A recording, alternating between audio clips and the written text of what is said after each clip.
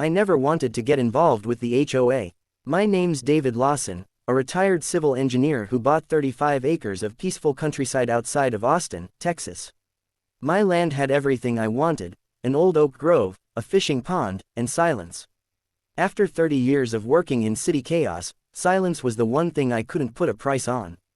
But someone else did. It started when I came home one afternoon to find survey stakes in the far corner of my property.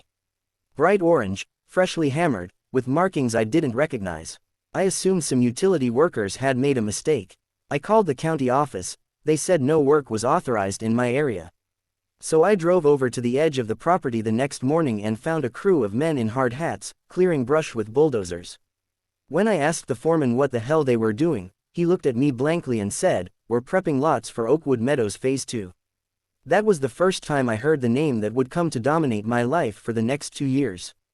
I contacted the HOA office responsible for the development, Oakwood Meadows Association, and was told, flatly, that their land had already been purchased. I told them I was the landowner.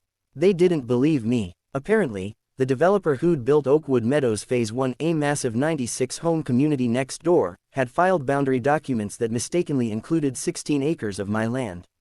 They had already begun selling new lots to future homeowners, using fake property lines that cut straight through my woods, my pond, and even the dirt road leading to my cabin. When I demanded they stop construction, they said the paperwork was already approved. That's when I realized this wasn't a mistake. It was arrogance, the kind you only see in HOAs that think they own the world. I hired a lawyer, a good one. He confirmed what I feared: the surveyor had indeed filed the wrong coordinates, expanding the subdivision's boundaries by 16 acres. It was a bureaucratic error, but an error that now sat in county records.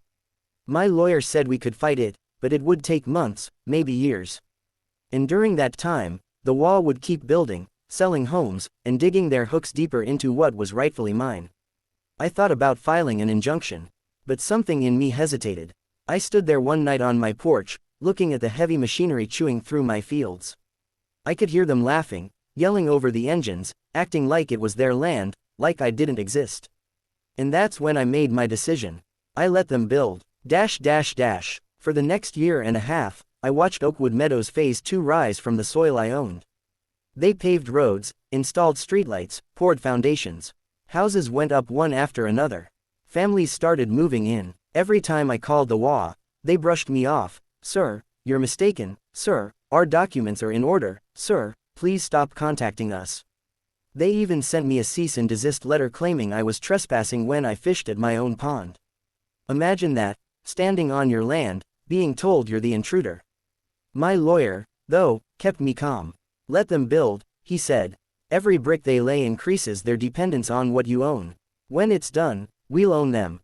By the end of year 2, Oakwood Meadows Phase 2 was complete: 96 houses, a playground, and a community pool, all sitting on my property.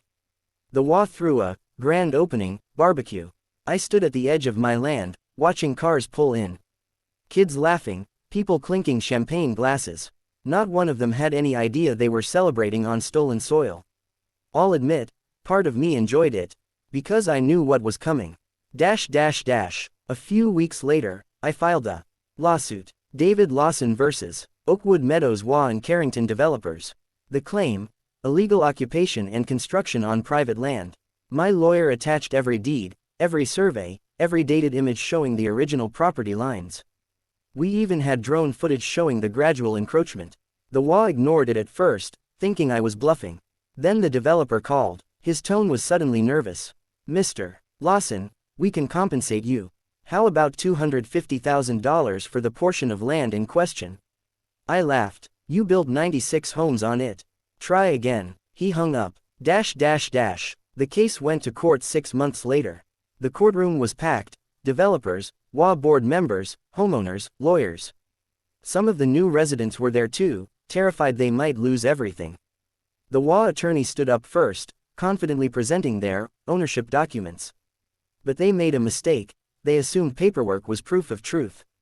When my lawyer presented my deed, original, verified, notarized, and recorded years before theirs, the room went silent. Then he showed aerial photos of my land before construction, and the exact overlay proving their subdivision sat squarely on my property. The judge leaned forward. Are you telling me the HOA constructed an entire development on land they don't own?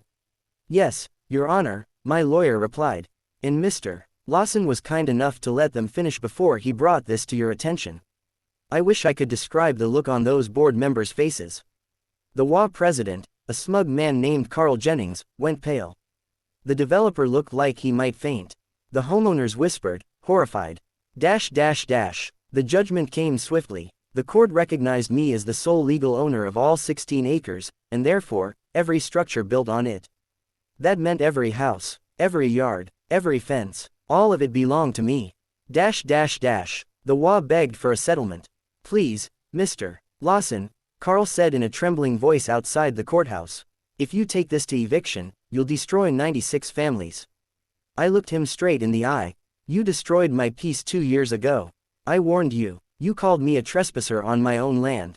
I didn't want to ruin innocent lives, though. So I gave them 2 options. Option A, the HOA and the developer buy the land from me, at market value plus damages. Option B, I sell each homeowner their lot directly, for a fair but firm price. The developer refused, claiming bankruptcy. So I chose option B. It took months, but one by one, the homeowners came to me. Some were angry, some cried, a few apologized. I offered each of them the same deal. Purchase their land for a reasonable cost and I'd sign over the deeds, no hard feelings. About 70 took the deal. The rest moved out, unwilling to pay again for what they thought they already owned. Those homes, I kept them, rented a few out, sold some later for profit.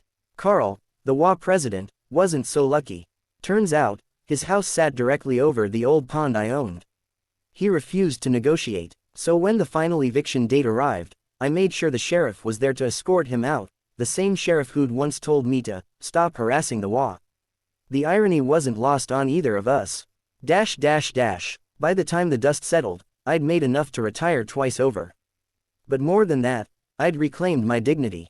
The new homeowners, those who bought their land properly, formed a new HOA, without Carl, without corruption. They even renamed the community Lawson's Grove in my honor. Sometimes, when I walk by, families wave. The kids play by the pond again. No fences, no hostility. Just people who learned the hard way that property lines matter, and so does respect. I never wanted revenge, I just wanted justice. But, sometimes, justice looks a lot like revenge, when it's served cold, with a certified deed.